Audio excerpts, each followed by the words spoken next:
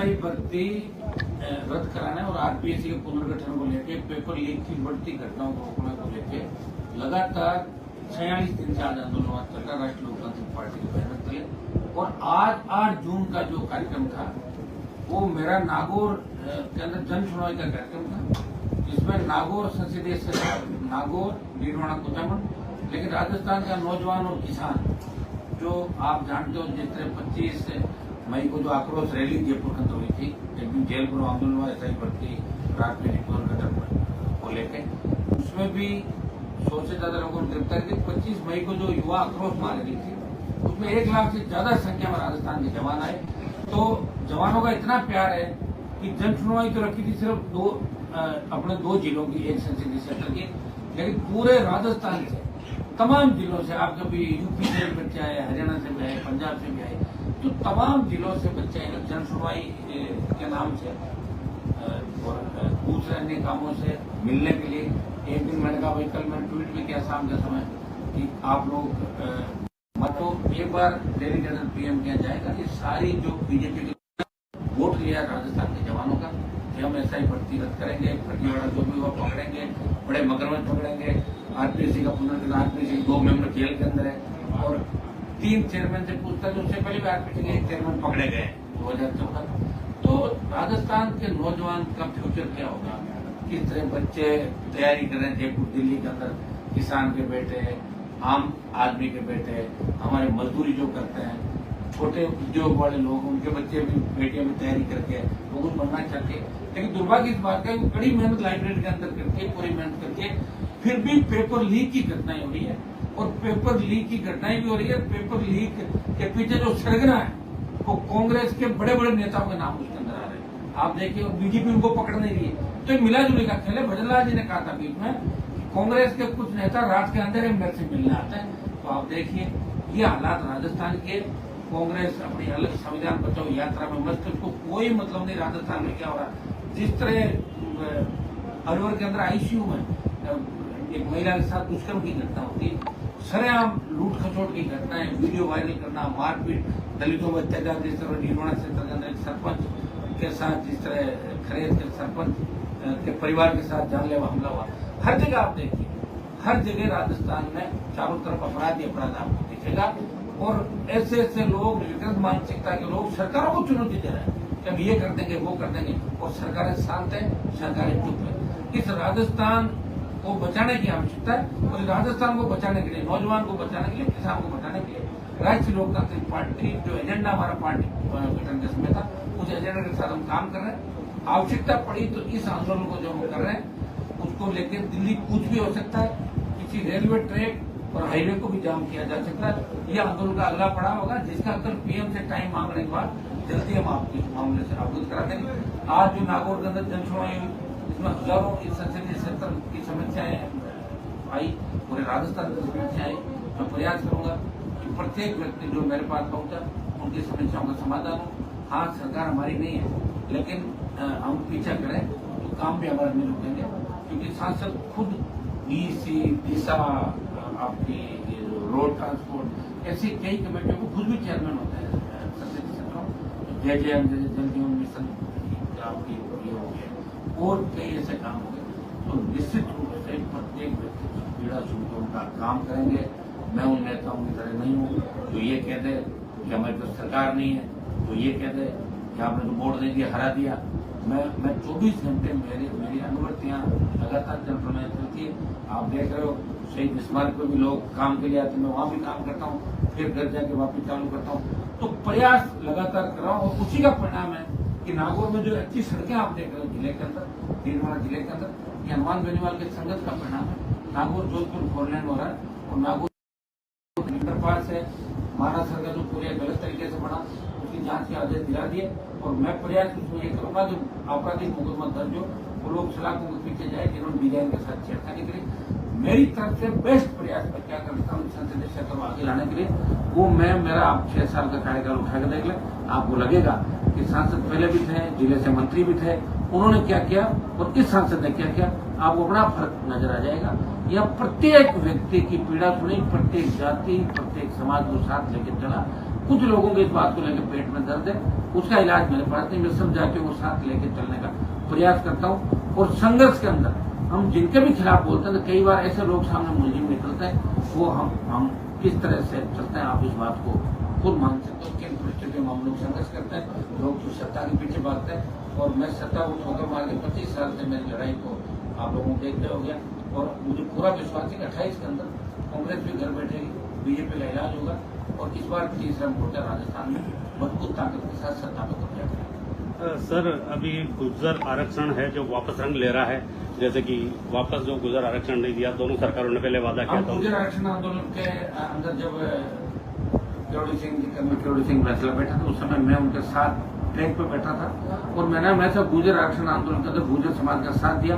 अगर गुर्जर समाज याद करेगा तो निश्चित रूप से राजस्थान का जाट समाज भी गुर्जर समाज के साथ खड़ा है, पहले भी था और आगे भी खड़ा है। सरकार को सोचना चाहिए। भजनलाल जी 25 से मुख्यमंत्री बना, इसलिए इनको न तो खुद को पता, आसपास के लोग इनको चला रहे हैं। लॉ एंड ऑर्डर खत्म हो गया राजस्थान का, सुबह कुछ कहते हैं, शाम को कुछ कहते हैं, दोपहर को कुछ बयान बदलते हैं और कांग्रेस मरी पड़ी है। लेकिन लगता है कि आरएलपी को हम कैसे कटघरे में खड़ा करें कि उन दोनों दलों ने संयुक्त उपचुनाव में जिस तरह हाथ मिलाया, राजस्थान में उपचुनाव में हाथ मिलाया और हाथ मिला के कहा कि इनको रोकना है, अपन तो बाद में भी जीत जाएंगे, हार जाएंगे। तो कांग्रेस बीजेपी का मिला जुले का जो खेल चला, इसलिए राजस्थान कर्ज में चला गया। गुर्जर आरक्षण आंदोलन के समय में जिस तरह गुर्जर भाइयों की गोलियां चलाई वसुंधरा जी, वे 80 से ज्यादा गुर्जरों को मारा।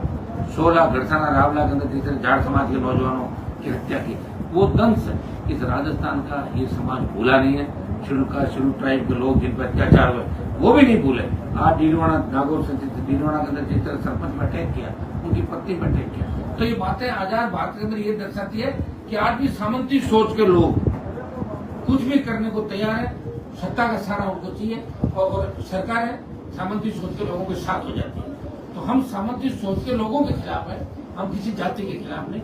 जो ये बयान दे रहे हैं कि हनुमान जी जातियों के खिलाफ है, वो गलत बयान दे रहे हैं। हर जाति को साथ लेकर चला, आगे भी सब जाति को साथ लेकर राजस्थान चला। सर, जैसे बीजेपी के नेता किरोड़ीलाल जी मीणा है, वो कंटिन्यू ही अपनी सरकार के खिलाफ चलते रहते हैं और जैसे कि उन्होंने कई अच्छे काम किए। अभी इसी महीने में नकली बीज पकड़ना, नकली खाद पकड़ना, उसको लेकर किस तरीके से देखते हैं आप? किसानों के साथ धोखा है, क्यों नहीं कर रहे हैं? एकदम से आपको कैसे याद आया? और वो कर क्या रहे, ये तो बताओ मुझे। वो क्या भजनलाल का विरोध कर रहे हैं या वो खुद की पॉपुलरिटी के लिए कर रहे हैं? उनकी बात मेरे समझ में नहीं आती, क्योंकि मैं उनके बहुत साथ रहा और आखिर में वो छोड़ के चले जाते। उनकी एक आदत है, लड़ते रहेंगे, जैसे ही मौका आएगा निकल पड़ेंगे। मुझे छोड़ दिया 2018 के अंदर और ऐसा ही व्यक्ति के अभ्यर्थियों को छोड़ दिया सड़क में, जिनको कोई सुनने वाला नहीं था। डॉक्टर साहब क्या चाहते हैं मुझे वही बता सकते हैं, उनके बारे में मैं इतना नहीं कह सकता, लेकिन मैं उनको अच्छी तरह से जानता हूँ। निश्चित रूप से उनको अगर मुख्यमंत्री बना दो तो संतुष्ट नहीं है। वो ये कहते हैं धरती पे उनके जैसा नेता कोई हुआ ही नहीं धरती पर, नहीं होगा। तो वो बात कैसे स्वीकार कर सकते? दूसरे को नहीं मानते, दूसरे का फोटो का छप जाए एक बार, वो स्वीकार नहीं होगा। वो तो कहोगे मैं ही हूँ सब कुछ, तो वो चलता नहीं। पार्टी बनाकर दे लेना आपने, वो भी पार्टी आपके नहीं बड़े उदार की पार्टी लाए थे, मिलिट्री को छापा मारने की आवश्यकता नहीं होती है। उनके पास पूरी टीम होती है, सिस्टम होता है।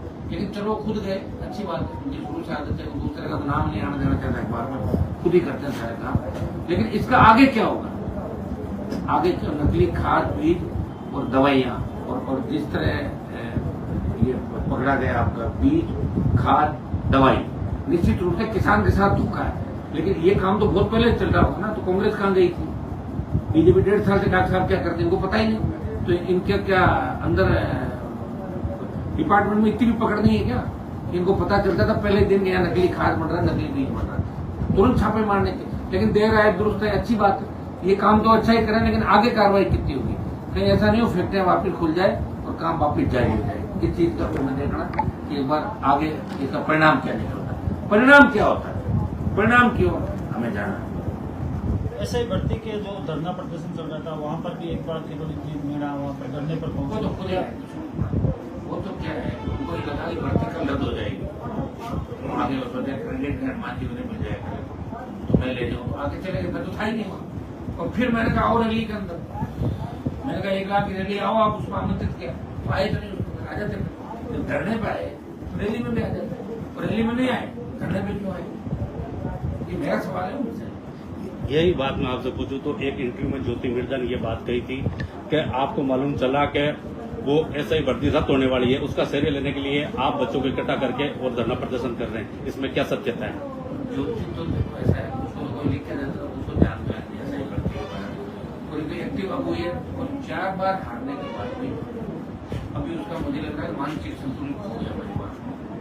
और वास्तव में अब जो नया कानून आ रहा है उसके अंदर ये ला रहे हैं हम लोग कोशिश करें, 3 बार जो लगातार हार गए चुनाव नहीं लड़ पाए जिंदगी में होगा। उसको लगता है ऐसा कि कानून आने के बाद मेरा क्या हो, ये प्रोप्राइट करके कुछ ना कुछ एडजस्टमेंट चाहती, वो चाहती कोई बीजेपी कि मैं ही हूँ बीजेपी। कोई इतनी छोटी तरह से पहले बीजेपी थी, तुमने चुनाव बीजेपी से लड़ा, 2 बार हार गई तुम बीजेपी से और 2 बार हार गई कांग्रेस से। अब तुम्हारा नागौर जिले में कोई फ्यूचर है नहीं, और मैं तो कोई पहला आंदोलन थोड़ी कर रहा हूँ। और मुझे पता लगा नहीं लगा जब बच्चे मेरे पास आए ऐसा ही प्रति के निराश होकर कि अंतिम उम्मीद आप हो तभी तो मैं जाऊंगा, मैं कोई बड़ी पंचायत थोड़ी करूंगा। पहले तो आंदोलन दूसरे लोग कर रहे थे, लोकसभा में उठा रहे थे, मैं ऐसा ही भर्ती रद्द करो, रीट लेवल चेकिंग रद्द कराई, फैक्ट रद्द करो, तमाम जगह आप क्या करो। हम रीट के खिलाफ सड़कों में लड़ रहे थे पिछली बार, तब 10-15 लोगों को प्रदर्शन में हमने सिविल लाइन फाटक में किए, हमेशा रैलियां करते थे। कौन लड़ रहा राजस्थान के अंदर? इनके कहने से क्या होता है, इन्होंने अपने जीवन में जो कह रहे हैं तो एक धरना भी नहीं दिया होगा। ये तो वो लोग हैं जो किस तरह बीजेपी में आए। आपके जानते हो इंडिया पुलिस की जो कंपनी कितना बड़ा घोटाला घपला किया है। इनके आधे रिश्तेदार कांग्रेस में, खुद बीजेपी में, सास बीजेपी में, आधा कांग्रेस में, पता ही नहीं चलता। एक घर में 15 पार्टी, और जितनी पार्टी इन लोगों ने बदली और जितना नागौर का नुकसान किया, जितना राजस्थान के किसानों का नुकसान किया, नहीं तो उसको इसके दादाजी सीएम बने और न किसी दूसरे को बनने दिया। यह जो अगर आज नागौर जूझ रहा है जिन परिस्थितियों में, उसके लिए निश्चित रूप से ये दोनों परिवार जिम्मेदार है। अगर ये चाहते तो नागौर में 60 साल पहले इंदिरा गांधी सिंचाई की नहर आ जाती और आज पंजाब में तक हमारे लोग आबाद होते। ये लोग चाहते तो यहाँ 50 कॉलेज खुलते, ये लोग चाहते कि अच्छे विश्वविद्यालय खुलते, ये लोग चाहते तो यहाँ रोजगार, नमक, marble, limestone, China clay, gypsum, आप देखिए कुछ नहीं किया है। 2008 के बाद या स्कॉर्पियो फॉर्च्यूनर अगर नागौर में घूम रही है तो 2008 के बाद, 2003 के बाद, 99 के बाद जब हनुमान बेनीवाल आया, उसने संघर्ष किया, लोगों को जगाया, दलालों को खत्म किया, नेताओं की दुकानें बंद करी और लोगों को लड़ना सिखाया। ये इसी का परिणाम है कि जन सुनवाई का डाला और हजारों की तादाद में राजस्थान से लोग अपने नेता और अपने भाई से मिलने यहाँ आए। इन लोगों का कुछ भी नहीं, बिना टिकट तो 3000 वोट नहीं इनके पास। लड़ो, पार्टी बना तो पता लग जाएगा।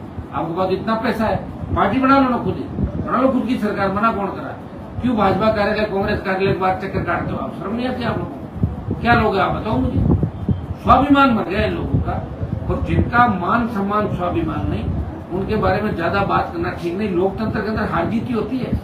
एक बार हार सकता आदमी, 2 बार हार सकता, 1 2 3 4 अपन कहते हैं 1 2 3 4, उसके बाद कुछ नहीं होता। 1 2 3 ही होता, 1 2 3 1 2 3 4 गया, 1 2 3 4 अब कुछ नहीं।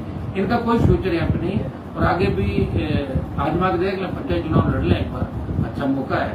कहीं से जिला प्रमुख अगर बनना चाहे तो और कर देना तैयार, चिंता की ओर बैठा ना। सर आज सबसे बड़ी बात है 8 तारीख है और 8 तारीख का सवाल पूछने का कारण भी आप जानते होंगे। जिस तरीके का जाट और राजपूतों को लेके सोशल मीडिया पे कमेंट्स आ रहे थे उसको लेके, और आपने कहा था मैं 8 तारीख को नागौर ही रहूंगा, तो आज आप तो नागौर ही हैं। देखिए मेरा पहले से ये था और मैंने कल ये मीडिया के माध्यम से, सोशल मीडिया के माध्यम से तमाम देश और प्रदेश के नौजवानों के आग्रह किया कि आप लोग नागौर कम से कम आना। ये सुनवाई सिर्फ नागौर और डीडवाना, कुचामन 2 ही जिलों की सुनवाई, बाकी मैं खुद आ जाऊंगा। मुझे पता था कि 1 लाख से ज्यादा जवान आ जाएंगे। अगर मैं मना नहीं करता तो 1 लाख लड़के नागौर के अंदर आते, और 1 लाख लड़के अगर आते तो निश्चित रूप से छोटी बड़ी बात भी होती।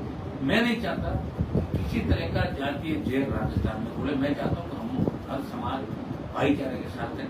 मैं जाट राजपूत को साथ देखना चाहता हूँ, गुजर मीना को साथ देखना चाहता हूँ, मेघवाल ब्राह्मण को साथ देखना चाहता हूँ। और हमने कोई किसी के बारे में ऐसा कहा भी नहीं जो अनर्गल बात नहीं हो। और मैं तो लोगों को रोका था, फिर भी कितने हजार लोग यहाँ पे आए और शांतिपूर्ण तरीके आके मिलकर चले गए। जन सुनवाई मेरी जारी है। इससे मैं इतना ही कह सकता हूँ कि समझदार समाजों को ये सोचना है कि 4 आदमी कोई बात कह दे तो 4 आदमियों की बात की सच्चाई को नहीं मानना चाहिए, पूरी बात की तह तक जाना चाहिए। हनुमान बेनीवाल किसी जाति के खिलाफ राजनीति नहीं करता, उसके घर पे प्रत्येक जाति का बन गया था, जाति कुछ के काम भी नहीं करता और सारे समाजों को साथ लेके चलता हूँ। सर जैसे वैसे आज देखा जाए धारा 144 भी लागू थी, लेकिन आपके कार्यकर्ता और जो भी आपने जन सुनवाई की उसको लेकर शांतिपूर्ण तरीके से पूर्ण हुई है।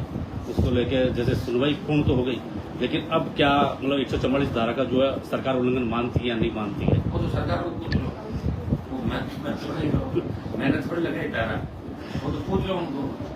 ये तो धाराएं लगती टूटने के लिए, अब टूटी नहीं टूटी तो सरकार बताएगी।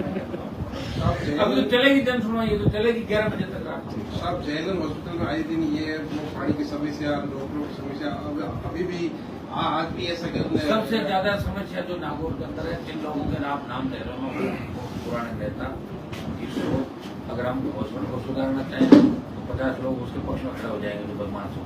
क्या करें बताओ? इन लोगों के अंदर जागरूकता है। मैं जेएलएन का दौरा करूंगा खुद भी जल्दी, मेडिकल कॉलेज को भी हमने प्रयास करके दिल्ली का बजट सबसे पहले दिला के कुछ चालू भी करा दिया। आप देख रहे हो नागौर की वो बगला की सड़क, राजस्थान सड़क सही बनाऊंगा, ठेकेदार का भी इलाज कर दिया। जहाँ जहाँ मुझे जरूरत पड़ेगी 2-3 सड़कें और अपनी हटिया से ये जोधपुर रोड पे बीच वाली, हम चाहते हैं कि आने वाले 2 साल बाद नागौर स्मार्ट सिटी के रूप में कोई व्यक्तियां आए, डेपो भी बन रहे हैं, तो फोटो बताओ ये और होगा बोर्ड में, तो ये बिल बना देते जो तुम्हें मना किया किसको? मैंने तो मना नहीं किया था। सुनो, इनका तो कनेक्शन भी है दिल्ली के अंदर। मैं तो गरीब किसान का बेटा हूँ, मेरा कनेक्शन क्या हुआ? इनके दादाजी थे, इनके तो बड़े कनेक्शन है, पैसा का सारे कनेक्शन है। तो बिना कनेक्शन लड़ रहा हूँ, मैं कोशिश कर रहा हूँ, प्रयास कर रहा हूँ। मैं आपको इतना ही विश्वास दिला सकता हूँ, नागौर संसदीय क्षेत्र में विकास के मामले में प्रधानमंत्री ग्राम सड़क योजना का देश में सबसे ज्यादा पैसा है, इंडिया का नंबर 1 PMTSY का 400 किलोमीटर रोड है। लंबी लड़ाई की ढाई 3 साल और हर रोड कराई, कहा ये नहीं होगी हो, तो सब नियम बदलवा के कराई, लड़ाई लड़नी पड़ी। और अब आपको कहता हूँ कि सीआरएफ की जो रोड है, दूसरी जो दिल्ली की रोड है, सबसे ज्यादा नागौर संसदीय क्षेत्र के अंदर आएगी। जितने भी रोड हमको अच्छा बना देंगे, जितने भी रोड है उनको चौड़े करा देंगे। अब तो गाँव के अंदर लोग डिमांड लेके आते हैं, तभी कहते हैं कि साहब 12 फुट वाली 20 फुट वाली रोड बना दें, तो मतलब 20 फुट। ये नागौर से क्यों तक शुरुआत है, नागौर से शुरुआत हुई। और विकास के मामले में नागौर को गति मिलेगी। हमें 3 केंद्रीय विद्यालय जल्दी ले जाएंगे, मेरठ का मिल गया, क्यों सर प्रोफेसर और डीरवाना जल्दी हम मिल जाएंगे, ताकि हमारे बच्चों की शिक्षा कर सकें। नवोदय विद्यालय भी नागौर के अंदर जल्दी हम खुलवाए, धीरे 2 हो गए। एक नवोदय हमारा जहाँ भी अच्छी जगह और अच्छा स्थान होगा तो नवोदय भी चालू होगा। सर नागौर जो जोधपुर है हाईवे वो कब तक शुरू हो जाएगा? जल्दी करवाते हैं। अब आप जितना मतलब स्पीड से होगा सारे, क्योंकि जैसे ही ठेकेदार को 2-4 सड़कें तोड़ कर मुझे जूते मार के बंद करेंगे ना, तो अपना स्पीड से काम होता रहेगा। पुराने जमाने के अंदर जब बीमारी आती थी तो कोवा मार के लटकाते थे, जो कोवे को भरे होते हैं बीमारी मार के लटकाएंगे ना जगह ठेकेदार, तो अपना आप काम ठीक होगा, गति पकड़ लेंगे। सारा तो सुधार 100% एक दिन में नहीं कर सकते, लेकिन आपको अच्छा सुधार नजर आएगा। ऐसे ही भर्ती परीक्षा में आपने सरकार और प्रशासन को कई सबूत भी दिए, लेकिन फिर भी तारीख पे आगे बढ़ाई जा रही है सरकार। तो क्या सरकार हमें थकाना चाहती है और हम सरकार को झुकाना चाहते हैं, बस यही कहा। सरकार जब रैली हुई तो डरी हुई सरकार ने कहा मत भी भेज दिया कमीशन संभाल के, भाषण देने लगे, देखा आपको माइक पकड़ के, और तो रोकते नहीं, आधा घंटा बोलते दोनों, स्पीच चालू कर दिया। सरकार बोली आप तो कैसे ही करके निपटो, सारी बातें मान लें। लेकिन मुझे भी पता था कोर्ट के अंदर दूसरे तारीख थी, मैं कोई ये उनसे नहीं करवाना चाहता था बुला के। लेकिन उसके बाद सरकार के अंदर एक वर्ग को, एक ग्रुप को ये लगा कि अरमान बेनीवाल को पूरा क्रेडिट मिल जाएगा, ठीक नहीं है तो टाइम दो, क्रेडिट नहीं तो अपना आप थक जाएगा। उनको पता नहीं मैं थकने वाला नहीं हूँ, मैं थकाने वाला हूँ, अगलों को थकाता हूँ। 1 जुलाई की तारीख दी है, अगर 1 जुलाई को उससे पहले तो हम मांग रहे हैं ना, प्रधानमंत्री से टाइम मांग रहे हैं, प्रधानमंत्री समय मांग रहे हैं, उसके बाद पूछ का भी कार्यक्रम होगा। कोशिश हम करेंगे 1 जुलाई से पहले कोई फैसला हो। देखिए SI भर्ती रद्द कराना है और RPSC के पुनर्गठन को लेके, पेपर लीक की बढ़ती घटनाओं को रोकने को लेके लगातार 46 दिन से आज आंदोलन चल रहा, राष्ट्रीय लोकतांत्रिक पार्टी की मेहनत के।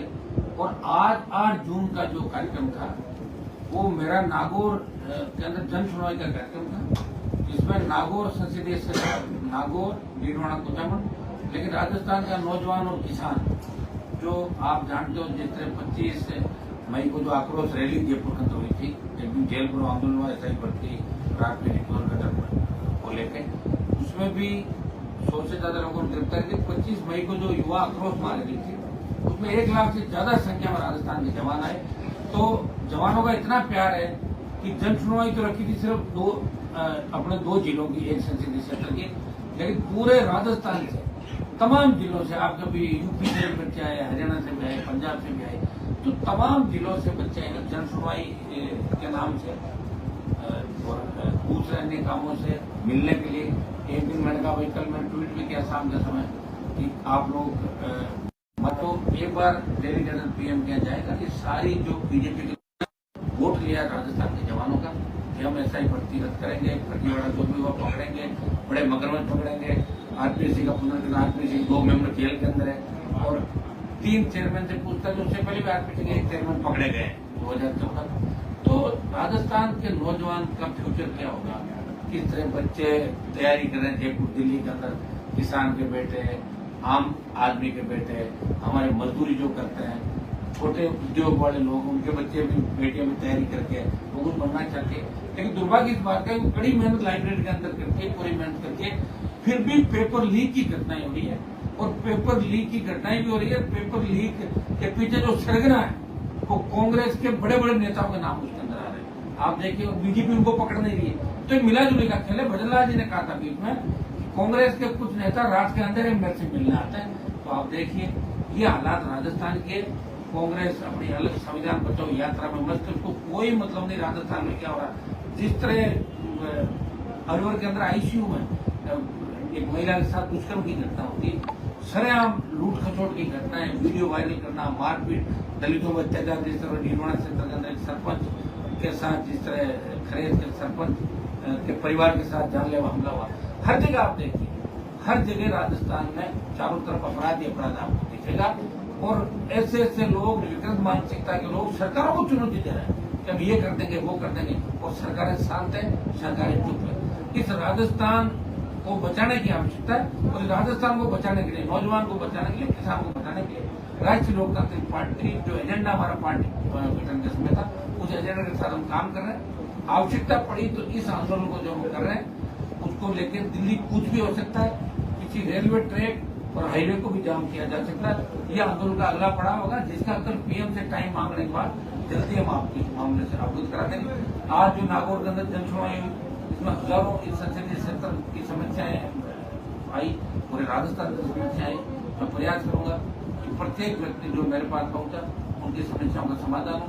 हाँ, सरकार हमारी नहीं है, लेकिन हम पीछा करें तो काम भी हमारे नहीं रुकेंगे, क्योंकि सांसद खुद डीसी, दिशा, आपकी रोड ट्रांसपोर्ट, ऐसी कई कमेटियों को खुद भी चेयरमैन होते हैं संसदीय क्षेत्रों, जय जल जीवन मिशन आपकी ये हो गए और कई ऐसे काम हो गए। तो निश्चित रूप से प्रत्येक व्यक्ति की पीड़ा सुनकर उनका काम करेंगे। मैं उन नेताओं की तरह नहीं हूँ जो ये कह दे कि हमारे पास सरकार नहीं है, जो ये कह दे कि आपने तो वोट नहीं दिया, हरा दिया। मैं 24 घंटे मेरी अनुवर्तियां लगातार जनसुनवाई चलती है। आप देख रहे हो, शहीद स्मारक पर भी लोग काम के लिए आते हैं, मैं वहाँ भी काम करता हूँ, फिर घर जाके वापिस चालू करता हूँ। तो प्रयास लगातार कर रहा हूँ और उसी का परिणाम है कि नागौर में जो अच्छी सड़कें आप देख रहे हो जिले के अंदर, भीलवाड़ा जिले के अंदर, ये हनुमान बेनीवाल के संघर्ष का परिणाम है। नागौर जोधपुर 4 लेन हो रहा है और नागौर पास है महाराष्ट्र का जो पूरे गलत तरीके से बना, उसकी जांच के आदेश दिला दिए। और मैं प्रयास उसमें ये करूंगा जो आपराधिक मुकदमा दर्ज हो वो लोग सलाखों के पीछे जाए जिन्होंने डिजाइन के साथ छेड़खानी करी। मेरी तरफ से बेस्ट प्रयास मैं क्या करता हूँ संसदीय क्षेत्र को आगे लाने के लिए, वो मेरा आप 6 साल का कार्यकाल उठा के देख लें, आपको लगेगा कि सांसद पहले भी थे, जिले से मंत्री भी थे, उन्होंने क्या किया और इस सांसद ने क्या किया, आपको बड़ा फर्क नजर आ जाएगा। यह प्रत्येक व्यक्ति की पीड़ा सुनी, प्रत्येक जाति, प्रत्येक समाज को साथ लेकर चला। कुछ लोगों के इस बात को लेकर पेट में दर्द है, उसका इलाज मेरे पास नहीं, मैं सब जातियों को साथ लेकर चलने का प्रयास करता हूँ। और संघर्ष के अंदर हम जिनके भी खिलाफ बोलते हैं तो कई बार ऐसे लोग सामने मुलजिम निकलते हैं, वो हम किस तरह से चलते हैं आप इस बात को खुद मान सकते हो। किन परिस्थितियों में हम लोग संघर्ष करते हैं, लोग तो सत्ता के पीछे भागते हैं और मैं सत्ता को ठोकर मार के 25 साल से मेरी लड़ाई को आप लोगों को देखते हो गया। और मुझे पूरा विश्वास है कि 28 के अंदर कांग्रेस भी घर बैठेगी, बीजेपी का इलाज होगा और इस बार तीसरा मोर्चा राजस्थान में मजबूत ताकत के साथ सत्ता में कब्जा करेगा। सर अभी गुर्जर आरक्षण है जो वापस रंग ले रहा है, जैसे कि वापस जो गुर्जर आरक्षण नहीं दिया, दोनों सरकारों ने पहले वादा किया हम था। गुर्जर आरक्षण आंदोलन के अंदर जब किरोड़ी सिंह जी कर्नल किरोड़ी सिंह फैसला बैठा था, उस समय मैं उनके साथ ट्रैक पे बैठा था और मैंने हमेशा गुर्जर आरक्षण आंदोलन के अंदर गुर्जर समाज का साथ दिया। अगर गुर्जर समाज याद करेगा तो निश्चित रूप से राजस्थान का जाट समाज भी गुर्जर समाज के साथ खड़ा है, पहले भी था और आगे भी खड़ा है। सरकार को सोचना चाहिए, भजनलाल जी 25 से मुख्यमंत्री बना, इसलिए इनको न तो खुद को पता, आसपास के लोग इनको चला रहे हैं। लॉ एंड ऑर्डर खत्म हो गया राजस्थान का, सुबह कुछ कहते हैं, शाम को कुछ कहते हैं, दोपहर को कुछ बयान बदलते हैं और कांग्रेस मरी पड़ी है। लेकिन लगता है कि आरएलपी को हम कैसे कटघरे में खड़ा करें। उन दोनों दलों ने क्यों उपचुनाव जिस तरह हाथ मिलाया, राजस्थान में उपचुनाव में हाथ मिलाया और हाथ मिला के कहा कि इनको रोकना है, अपन तो बाद में भी जीत जाएंगे, हार जाएंगे। तो कांग्रेस बीजेपी का मिला जुले का जो खेल चला, इसलिए राजस्थान गर्त में चला गया। गुर्जर आरक्षण आंदोलन के समय में जिस तरह गुर्जर भाइयों में गोलियां चलाई वसुंधरा जी, वे 80 से ज्यादा गुर्जरों को मारा, 16 गढ़साना रावला के अंदर जिस तरह जाट समाज के नौजवानों की हत्या की, वो दंश इस राजस्थान का ये समाज भूला नहीं है। शेड्यूल ट्राइब के लोग जिन पर अत्याचार हुए वो भी नहीं भूले। आज डीडवाना नागौर से डीडवाना के अंदर जिस तरह सरपंच पर अटैक किया, उनकी पत्नी पर अटैक किया, तो ये बातें आजाद भारत के अंदर ये दर्शाती है कि आज भी सामंती सोच के लोग कुछ भी करने को तैयार है। सत्ता का सहारा उनको चाहिए और सरकार है सामंती सोच के लोगों के साथ हो जाती है। तो हम सामंती सोच के लोगों के खिलाफ है, हम किसी जाति के खिलाफ नहीं। जो ये बयान दे रहे हैं कि हनुमान जी जातियों के खिलाफ है, वो गलत बयान दे रहे हैं। हर जाति को साथ लेकर चला, आगे भी सब कुछ जाति को साथ लेकर राजस्थान करना चाहिए। सर जैसे बीजेपी के नेता किरोड़ी लाल जी मीणा है, वो कंटिन्यू ही अपनी सरकार के खिलाफ चलते रहते हैं और जैसे कि उन्होंने कई अच्छे काम किए। अभी इसी महीने में नकली बीज पकड़ना, नकली खाद पकड़ना, उसको लेकर किस तरीके से देखते हैं आप? किसानों के साथ धोखा है। क्यों नहीं कर रहे हैं उसको? एकदम से आपको कैसे याद आया? और वो कर क्या रहे ये तो बताओ मुझे। वो क्या भजनलाल का विरोध कर रहे हैं या वो खुद की पॉपुलरिटी के लिए कर रहे हैं? उनकी बात मेरे समझ में नहीं आती कि मैं उनके बहुत साथ रहा और आखिर में वो छोड़ के चले जाते। उनकी एक आदत है, लड़ते रहेंगे, जैसे ही मौका आएगा निकल पड़ेंगे। मुझे छोड़ दिया 2018 के अंदर और ऐसा ही व्यक्ति के अभ्यर्थियों को छोड़ दिया सड़क पे, जिनको कोई सुनने वाला नहीं था। डॉक्टर साहब क्या कहते हैं वो तो वही बता सकते हैं, उनके बारे में मैं इतना नहीं कह सकता, लेकिन मैं उनको अच्छी तरह से जानता हूँ। निश्चित रूप से उनको अगर मुख्यमंत्री बना दो तो संतुष्ट नहीं है। वो ये कहते हैं धरती पे उनके जैसा नेता कोई हुआ ही नहीं धरती पर, नहीं होगा। तो वो बात कैसे स्वीकार कर सकते हैं? दूसरे को नहीं मानते, दूसरे का फोटो का छप जाए एक बार, वो स्वीकार नहीं होगा। वो तो कहेगा मैं ही हूँ सब कुछ, तो वो चलता नहीं। पार्टी बना के देंगे ना, वो भी पार्टी आपकी नहीं बने, उदार की पार्टी लाए थे, मिलिट्री को छापा मारने की आवश्यकता नहीं होती। उनके पास पूरी टीम होती है, सिस्टम होता है। लेकिन चलो खुद गए, अच्छी बात है, उनकी शुरू से आदत है, दूसरे का नाम नहीं आने देना चाहता अखबार में, खुद ही करते हैं सारे काम। लेकिन इसका आगे क्या होगा? आगे क्या? नकली खाद, बीज और दवाइयाँ और जिस तरह ये पकड़ा गया आपका बीज, खाद, दवाई, निश्चित रूप से किसान के साथ धोखा है। लेकिन ये काम तो बहुत पहले चल रहा होगा ना, तो कांग्रेस कहाँ गई थी? बीजेपी 1.5 साल से डॉक्टर साहब क्या करते हैं इनको पता ही नहीं। तो इनके क्या अंदर डिपार्टमेंट में इतनी भी पकड़ नहीं है क्या? इनको पता चलता था पहले दिन यहाँ नकली खाद बन रहा है, नकली बीज बन रहा है, तुरंत छापे मारने के। लेकिन देर आए दुरुस्त है, अच्छी बात है, ये काम तो अच्छा ही करें, लेकिन आगे कार्रवाई कितनी होगी? कहीं ऐसा नहीं हो फैक्ट्रियां वापिस खुल जाए और काम वापिस जारी हो जाए। इस चीज का मैं देखना एक बार आगे इसका परिणाम क्या निकलता है, परिणाम क्या होता है, परिणाम क्यों हमें जाना है। ऐसे ही भर्ती के जो धरना प्रदर्शन चल रहा था, वहाँ पर भी एक बार मीणा वहाँ पर धरने पर वो पहुंचे। तो खुद है, वो तो क्या है, उनको ये लगा कि भर्ती कल रद्द हो जाएगी, आगे कैंडिडेट हनुमान जी उन्हें मिल जाएगा तो मैं ले जाऊँ, आगे चले गए। मैं तो था ही नहीं वहाँ। और फिर मैंने कहा और रैली के अंदर, मैंने कहा 1 लाख की रैली आओ, आप उसमें आमंत्रित किया तो आए तो नहीं, उसमें आ जाते। जब धरने पे आए तो रैली में भी आ जाते, और रैली में नहीं आए धरने पे क्यों आए? ये मेरा सवाल है उनसे।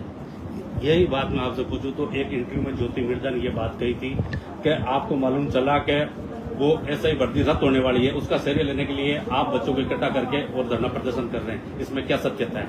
ज्योति तो देखो ऐसा है, उसको कोई लिख के देता है, उसको जान में आती है, ऐसा ही भर्ती होगा। कोई एक्टिव अब हुई है और 4 बार हारने के बाद भी अभी उसका मुझे लग रहा है मानसिक संतुलन हो गया परिवार में। और वास्तव में अब जो नया कानून आ रहा है उसके अंदर ये ला रहे हैं हम लोग, कोशिश करें मैं 3 बार जो लगातार हार गए चुनाव नहीं लड़ पाए जिंदगी में। उसको लगता है कि ऐसा कानून आने के बाद मेरा क्या होगा, प्रोट्रैक्ट करके कुछ ना कुछ एडजस्टमेंट चाहती वो चाहती कोई बीजेपी कि मैं ही हूँ बीजेपी। कोई नहीं सोचती से पहले भी बीजेपी थी, तुमने चुनाव भी बीजेपी से लड़ा, 2 बार हार गई तुम बीजेपी से और 2 बार हार गई कांग्रेस से। अब तुम्हारा नागौर जिले में कोई फ्यूचर है नहीं, और मैं तो कोई पहला आंदोलन थोड़ा ही कर रहा हूँ। और मुझे पता लगा कि नहीं लगा, जब बच्चे मेरे पास आए ऐसा ही प्रति के निराश होकर कि अंतिम उम्मीद आपको, तभी तो मैं जाऊंगा, मैं कोई बड़ी पंचायत थोड़ी करूंगा।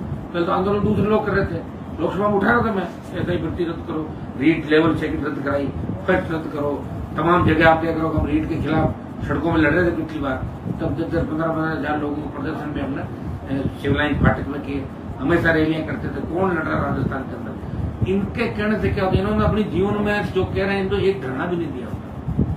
ये तो वो लोग हैं जो किस तरह बीजेपी में आए। आप भी जानते हो इंडिया बुल्स की जो कंपनी कितना बड़ा घोटाला घपला किया है।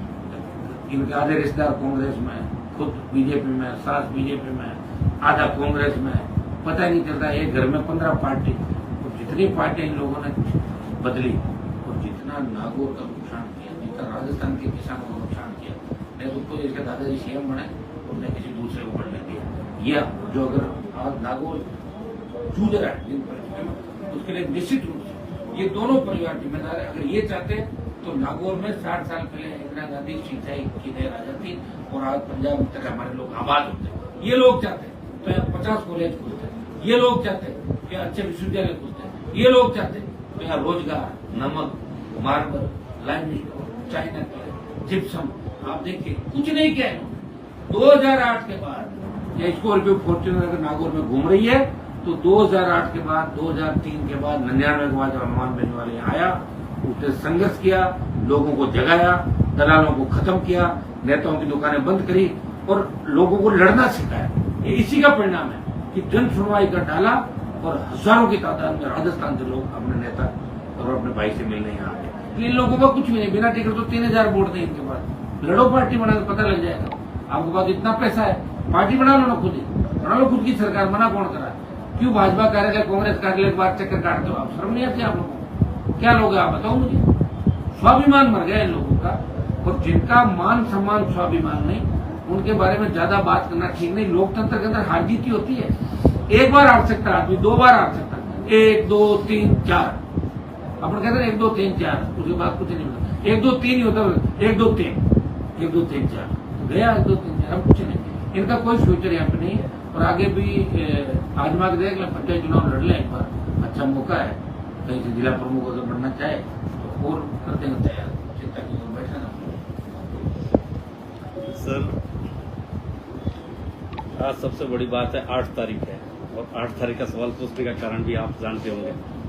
जिस तरीके का जाट और राजपूतों को लेके सोशल मीडिया पे कमेंट्स आ रहे थे, उसको लेके, और आपने कहा था मैं 8 तारीख को नागौर ही रहूंगा, तो आज आप तो नागौर ही हैं। देखिए मेरा पहले से ये था, और मैंने कल ये मीडिया के माध्यम से, सोशल मीडिया के माध्यम से तमाम देश और प्रदेश के नौजवानों को आग्रह किया कि आप लोग नागौर कम से कम आना।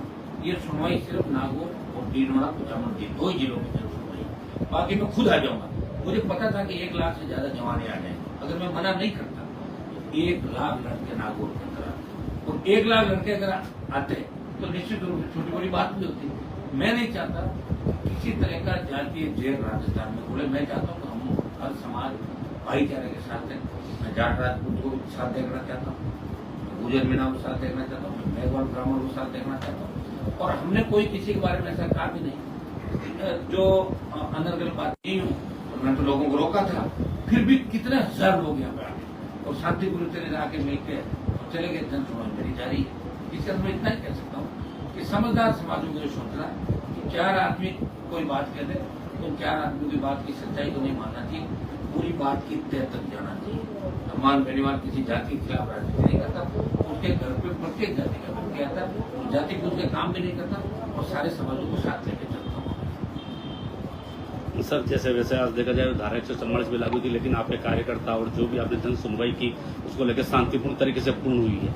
उसको लेकर जैसे सुनवाई पूर्ण तो हो गई, लेकिन अब क्या मतलब 144 धारा का जो है सरकार उल्लंघन मानती है या नहीं मानती है? वो तो सरकार को पूछ लो, वो मैंने थोड़ी लगाई धारा, वो तो पूछ लो उनको। ये तो धाराएं लगती टूटने के लिए, टूटी नहीं टूटी तो सरकार बताइए। अभी तो चलेगी जन सुनवाई, ये तो चलेगी 11 बजे तक रात को। साहब जयलन हॉस्पिटल में आए दिन ये वो पानी की समस्या, रोकड़ों की समस्या अभी भी आज भी ऐसा सबसे ज्यादा समस्या जो नागौर के अंदर है, जिन लोगों के आप नाम ले रहे हो पुराने नेता, इसको अगर हम हॉस्पिटल को सुधारना चाहें तो 50 लोग उसके पक्ष में खड़े हो जाएंगे जो बदमाश हो। क्या करें इन लोगों के अंदर जागरूकता है। मैं जयललिता का दौरा करूंगा खुद भी जल्दी। मेडिकल कॉलेज को भी हमने प्रयास करके दिल्ली का बजट सबसे पहले दिला के चालू भी करा दिया। आप देख रहे हो नागौर की ओगला की सड़क सड़क सही बनाऊंगा, ठेकेदार का भी इलाज कर दिया। जहाँ जहाँ मुझे जरूरत पड़ेगी 2-3 सड़कें और अपनी एनटीआर से ये जोधपुर रोड पे बीच वाली, हम चाहते हैं कि आने वाले 2 साल बाद नागौर स्मार्ट सिटी के रूप में कोई व्यक्तियां आए, एफओ भी बन रहे हैं तो फोटो बताओ ये और रोगला बोर्ड तो ये भी बना देते जो तुम्हें मना करेंगे सुनो, मैंने तो मना नहीं किया था। सुनो, इनके तो कनेक्शन भी है दिल्ली के अंदर। मैं तो गरीब किसान का बेटा हूँ, मेरा कनेक्शन क्या हुआ? इनके दादाजी थे, इनके तो बड़े कनेक्शन है, पैसा है, सारे कनेक्शन है। बिना कनेक्शन लड़ रहा हूँ, मैं कोशिश कर रहा हूँ, प्रयास कर रहा हूँ। मैं आपको इतना विश्वास दिला सकता हूँ, नागौर संसदीय क्षेत्र में विकास के मामले में प्रधानमंत्री ग्राम सड़क योजना का देश में सबसे ज्यादा पैसा है, इंडिया का नंबर 1 पीएमजीएसवाई का 400 किलोमीटर रोड है। लंबी लड़ाई की थी 2.5-3 साल, और हर रोड कराई, कहा ये नहीं होगी हो, सब नियम बदलवा के कराई, लड़ाई लड़नी पड़ी। और अब आपको कहता हूँ कि सीआरएफ की जो रोड है, दूसरी जो दिल्ली की रोड है, सबसे ज्यादा नागौर संसदीय क्षेत्र के अंदर आएगी। जितने भी रोड हमको अच्छा बना देंगे, जितने भी रोड हमको चौड़े करा देंगे। अब तो गाँव के अंदर लोग डिमांड लेके आते हैं, तभी कहते हैं कि साहब हमारे 12 फुट वाली 20 फुट वाली रोड बना दें। तो मतलब 20 फुट, ये नागौर से क्यों तक शुरुआत हुई, नागौर से शुरुआत हुई। और विकास के मामले में नागौर को गति मिलेगी। हमें 3 केंद्रीय विद्यालय जल्दी मिल जाएंगे, मेरठ का मिल गया, खीम सर, प्रोफेसर और डीरोना जल्दी हमें मिल जाएंगे, ताकि हमारे बच्चों की शिक्षा का क्षेत्र में नवोदय विद्यालय भी नागौर के अंदर जल्दी हम खुलवाए। धीरे तो हो गए, एक नवोदय हमारा जहाँ भी अच्छी जगह और अच्छा स्थान होगा और नवोदय भी चालू करवा। सर नागौर जो जोधपुर है हाईवे वो कब तक शुरू हो जाएगा? जल्दी करवाते हैं। अब आप जितना मतलब स्पीड से होगा सर, क्योंकि जैसे ही ठेकेदार को 2-4 सड़कें तोड़ कर मुझे जूते मार के इनको बंद करेंगे ना, तो अपना भी स्पीड से काम होता रहेगा। पुराने जमाने के अंदर जब बीमारी आती थी तो कोवा मार के लटकाते, जो कोवे को मरे होते बीमारी भागते, 2-4 कोवे मार के लटकाएंगे ना जगह ठेकेदार, तो अपने आप काम ठीक होगा, गति पकड़ लेंगे। सारा तो सुधार 100% एक दिन में नहीं कर सकते, लेकिन आपको अच्छा सुधार नजर आएगा। ऐसे ही बढ़ती परीक्षा में आपको सरकार और प्रशासन को कई सबूत भी दिए हैं, लेकिन फिर भी तारीख पे आगे बढ़ाई जा रही है सरकार। तो क्या सरकार हमें थकाना चाहती है और हम सरकार को झुकाना चाहते हैं, बस यही कारण। सरकार जब रैली हुई तो डरी हुई सरकार ने कहा मत भी भेज दिया कभी से संभाल, फिर भाषण देने लगे, देखा आपको माइक पकड़ के वो तो रोकते नहीं, आधा घंटा बोलते दोनों, स्पीच चालू कर दिया। सरकार बोली आप तो कैसे ही करके निपटो, सारी बातें मान लें। लेकिन मुझे भी पता था कोर्ट के अंदर दूसरे दिन तारीख थी, मैं कोई ये उनसे नहीं करवाना चाहता था बुला के। लेकिन उसके बाद सरकार के अंदर एक वर्ग को, एक ग्रुप को ये लगा कि अरमान बेनीवाल को पूरा क्रेडिट मिल जाएगा, ठीक नहीं है तो टाइम दो, क्रेडिट नहीं तो अपना आप थक जाएगा। उनको पता मैं थकने वाला नहीं हूँ, मैं थकाने वाला हूँ, अगलों को थकाता हूँ। 1 जुलाई की तारीख दी है, अगर 1 जुलाई को उससे पहले तो हम मांग रहे हैं ना, प्रधानमंत्री से टाइम मांग रहे हैं, प्रधानमंत्री समय मांग रहे हैं, उसके बाद पूछ का भी कार्यक्रम होगा। कोशिश हम करें कि 1 जुलाई से पहले कोई फैसला हो जाए।